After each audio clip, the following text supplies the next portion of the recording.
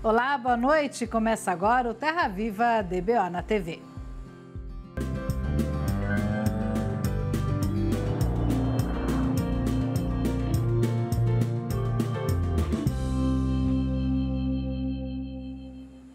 E vamos agora à conversa com o analista que traz hoje uma análise do pessoal da Scott Consultoria sobre a relação de troca com o mercado de reposição em Minas Gerais. Acompanhe. Olá, meu nome é Alcides Torres, eu sou engenheiro agrônomo e analista de mercado da Scott Consultoria e estamos aqui para mais uma conversa com o analista.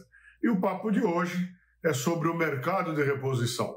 Nós recebemos aqui algumas perguntas sobre o comportamento de preço do bezerro, desmama, do bezerro de ano, do garrote e do boi magro.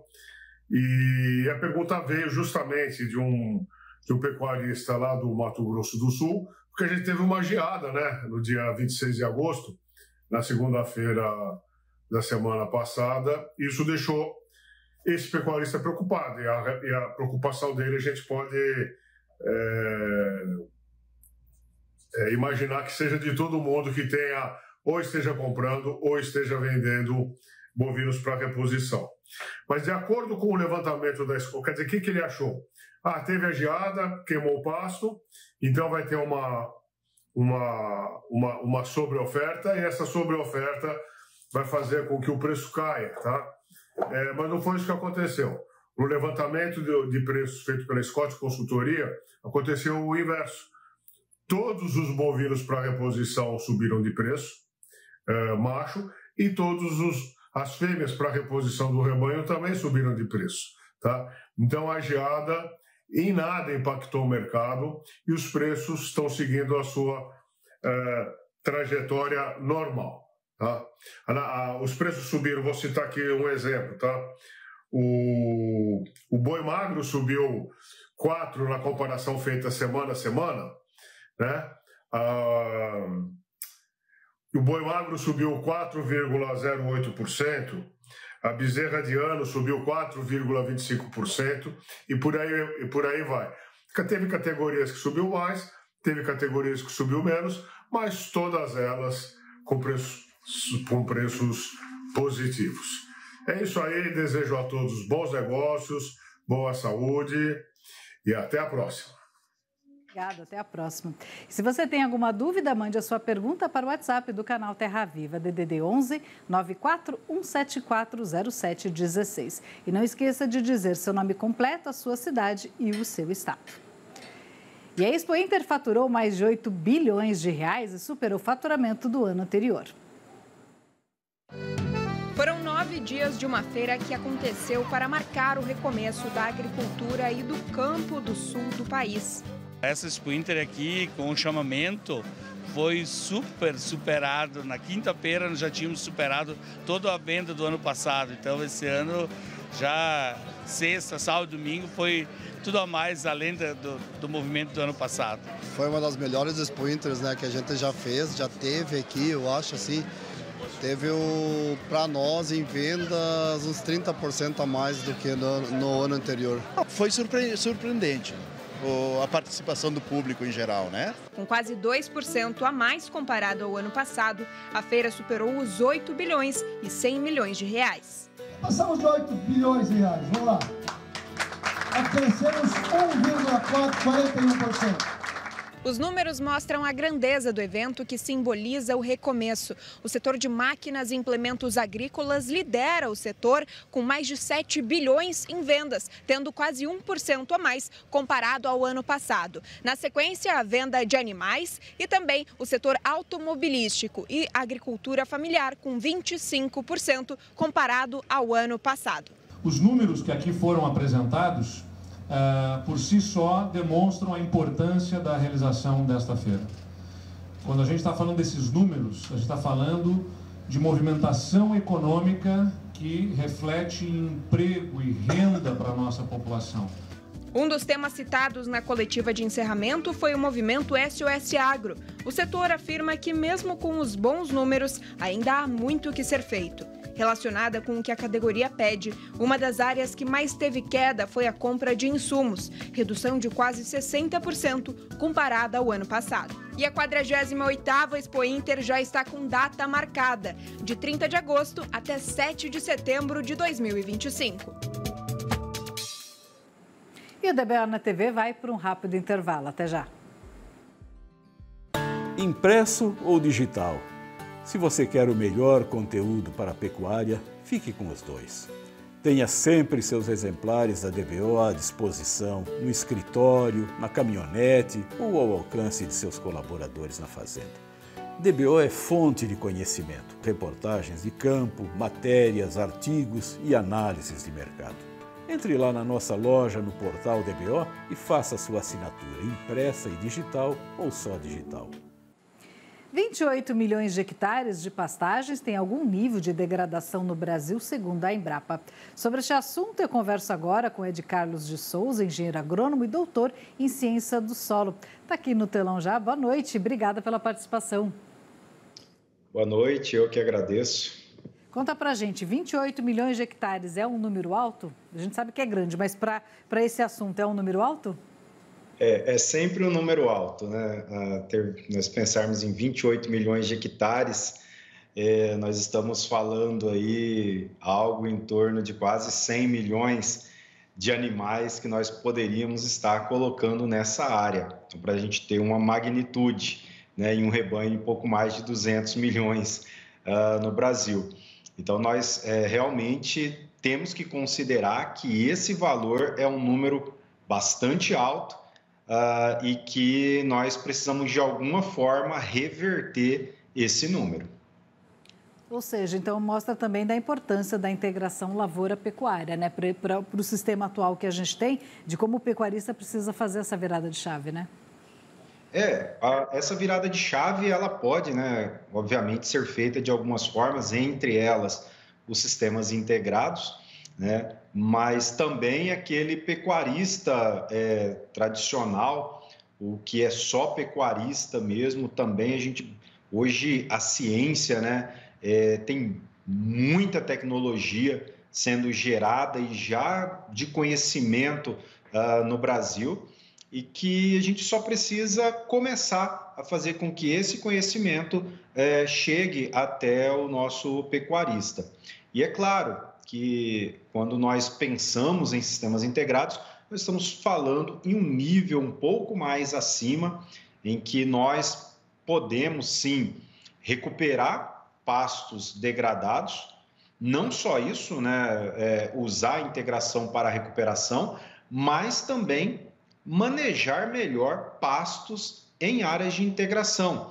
Ou seja, aquelas áreas que vieram da agricultura, né, que eram predominantemente de agricultura e que hoje fazem integração, que são solos que já não têm uma degradação química, não há uma degradação física nesse solo. São solos de fertilidade construída, muito bem estruturados, né, com altíssimo potencial produtivo. Mas ainda assim, os pastos nessas áreas, eles têm sido, em alguma escala, manejados de uma forma não tão eficiente como poderia ser. Claro que na integração a gente consegue maiores taxas de lotação, nós conseguimos altas produções, né, altas produtividades por hectare, mas nós ainda, mesmo em áreas de integração, se o manejo desses pastos não for assertivo, nós também podemos levar essas áreas a alguma degradação, inclusive com reduções em produtividade de lavoura com uma pecuária mal manejada. Então, nós temos tanto um sistema que pode ser muito benéfico nessa recuperação de pastagem, nesse aumento de produtividade animal, como também, se manejado incorretamente, levar solos à degradação. O que levou principalmente essas pastagens à degradação e o que o produtor precisa mudar, o que o pecuarista precisa mudar? Claro que é o manejo, mas o que exatamente do manejo ele precisa mudar? Bem, no Brasil, né, e no mundo, tem, vamos dizer assim, duas principais causas que têm levado solos à degradação, essas áreas à degradação. A primeira delas é o manejo do pastoreio. É como esse animal está sendo manejado nessas pastagens, geralmente com altas intensidades de pastejo. Essas altas intensidades de pastejo associadas a solos de baixa fertilidade. Porque ter alta intensidade de pastejo ou altas taxas de lotação não é o maior problema, né, vamos dizer assim, de degradação se você tem um solo, tem um pasto em cima de um solo que suporta altas taxas. Hoje nós temos relatos, né, comercialmente de taxa de lotação de 6, 7 UA por hectare. Porém, o maior problema é essas altas taxas de lotação em áreas que suportam meia UA, 1 UA por hectare. Então, a principal causa de degradação, primeiro, manejo inadequado de pastoreio. E até eu falar isso é até um pouco chover no molhado, né? Porque a gente já sabe, o produtor inclusive já sabe, né, que o manejo intensivo, no sentido de altas taxas de lotação em pastos que suportam menores taxas de lotação, leva à degradação. E uma causa, né, dessa baixa produtividade de forragem, ela está associada a solos que não têm fertilidade. São solos quimicamente deficientes, com altas taxas de lotação, solos fisicamente, biologicamente impactados negativamente. E isso é meio que um ciclo. Uma coisa vai levando a outra, que leva à redução de matéria orgânica, menor cobertura de solo, menor retenção de água e levando esse espaço àquela degradação que nós falamos ali no início. Como reverter isso? Obviamente, com manejos adequados. E a ciência, né, hoje nós temos técnicas aqui no Brasil assim, excelentes, excepcionais, que podem favorecer um melhor manejo, com maiores ganhos de carcaça por hectare, sem levar pastos à degradação. Então, a primeira coisa, manejar pastoreio. E manejar pastoreio, nós estamos falando de processo. Nós estamos falando que não tem investimento você manejar corretamente um pasto. Não há investimento. Uma segunda coisa é pensar em corrigir o solo. Se o que leva à degradação é manejo inadequado e solo com baixa fertilidade, o segundo passo é manejar melhor esses solos. Essas duas coisas associadas, com certeza, nós íamos ter um virar de chave na nossa pecuária. Mas eu estou falando, não trago, por enquanto, nenhuma novidade com relação ao que o produtor, ao que qualquer técnico já sabe. Mas é algo que ainda nós precisamos avançar e conseguir fazer com que isso efetivamente aconteça de forma prática, lá no final da cadeia, lá no produtor. Ser colocado em prática, porque as técnicas já existem, né? O que seria rebaixamento do pasto e quanto tempo o pasto precisa descansar? Queria que você falasse sobre isso, sobre a importância do rebaixamento do pasto.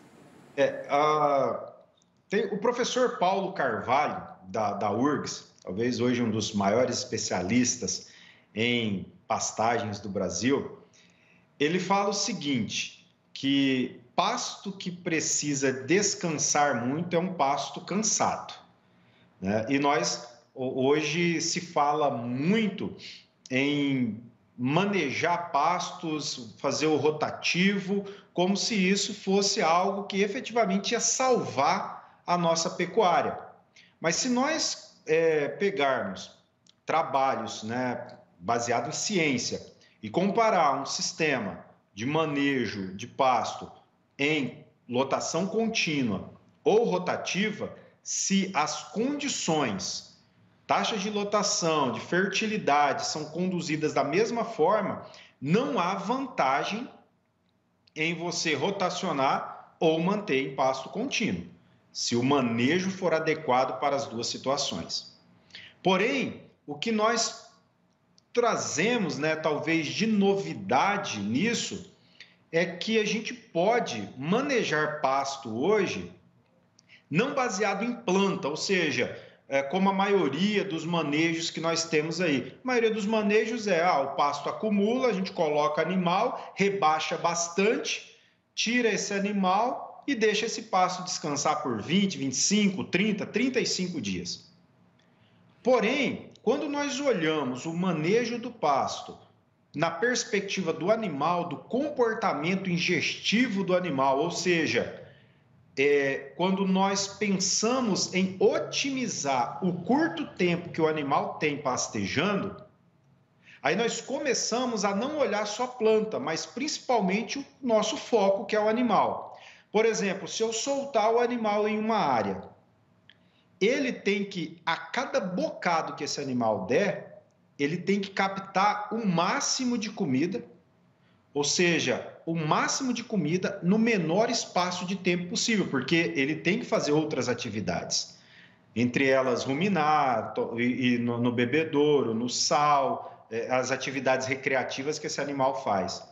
Então, nós desenvolvemos, a Aliança CIPA, que é uma instituição que envolve algumas universidades, como a Federal do Rio Grande do Sul, do Paraná e de Rondonópolis, foi desenvolvido o que nós chamamos de pastoreio rotatino.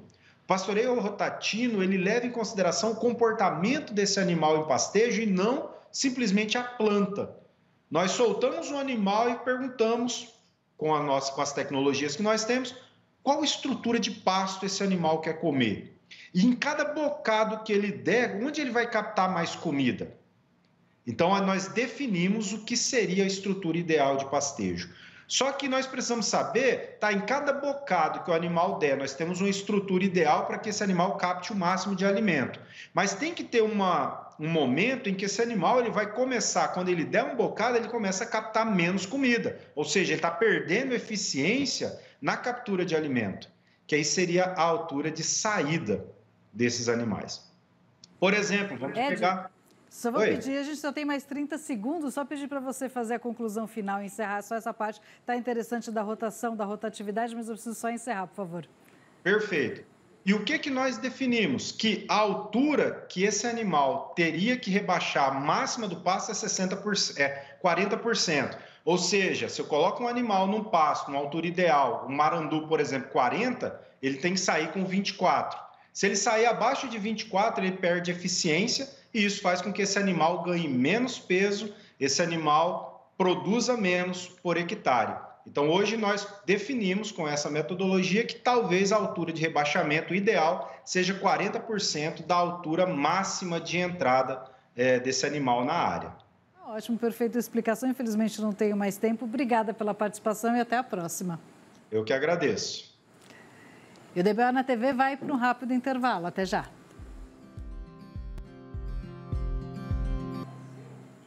No próximo sábado, às 14h, horário de Brasília, o canal Terra Viva transmite o 14º leilão Brahman do Teixeira.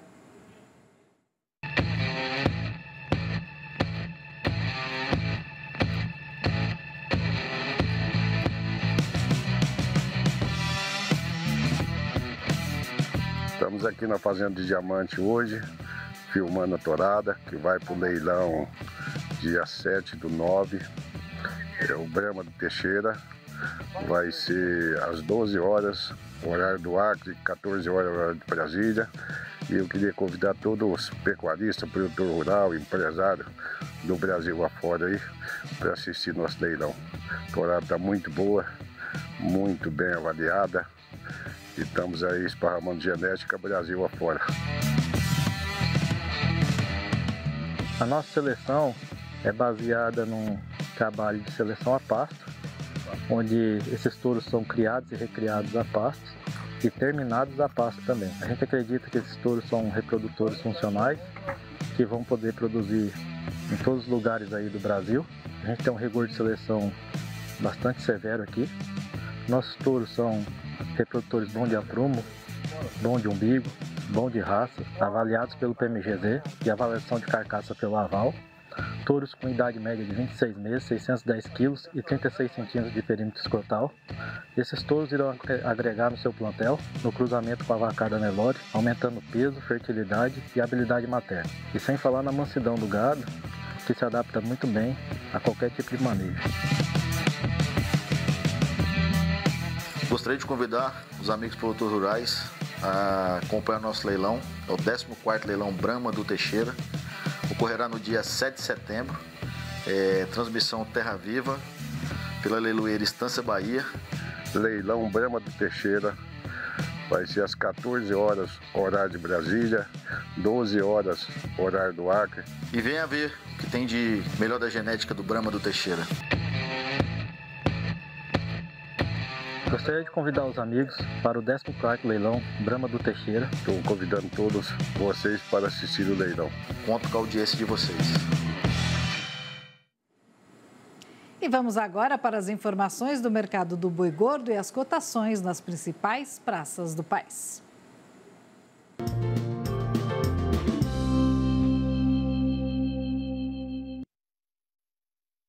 No balanço do dia da Scott Consultoria, foram registradas variações em 12 das 32 praças apuradas em todo o país.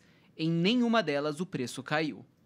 Começando a lista de altas pelo Acre, o preço do boi subiu para R$ 184,00 e o da vaca para R$ 170,00, a prazo e ainda sem descontar o fundo rural. Em Marabá, no Pará, a cotação da vaca saltou para R$ 196,00 e o do boi para R$ 215,00. Já em Redenção, o aumento no preço foi apenas para a fêmea, que agora custa R$ 196,00. Em Alagoas, a vaca é comercializada por R$ 217,00 por arroba. No noroeste do Paraná, o pecuarista vende as fêmeas engordadas por R$ 214,00. Partindo agora para as praças do sudeste do país, no Triângulo Mineiro a alta foi geral. O boi sai por R$ 232,00 e a vaca por R$ 215,00. No norte do estado, o preço do macho foi reajustado para R$ 232,00 e no sul para R$ 228,00 o boi e R$ 210,00 a vaca. No Mato Grosso do Sul, a pressão altista segue. Em Dourados, o boi é vendido por R$ 247,00 e a vaca por R$ 226,00. Em Três Lagoas, o pecuarista não paga menos que R$ 240,00 pelo macho e R$ 220,00 pela fêmea. Em Goiânia, capital de Goiás, o macho custa agora R$ 230,00 e a fêmea R$ 217,00. E fechando a lista, no sul goiano, o boi é comercializado por R$ 230,00 redondos. E o Terra Viva DBO na TV fica por aqui. Obrigada pela companhia e até amanhã.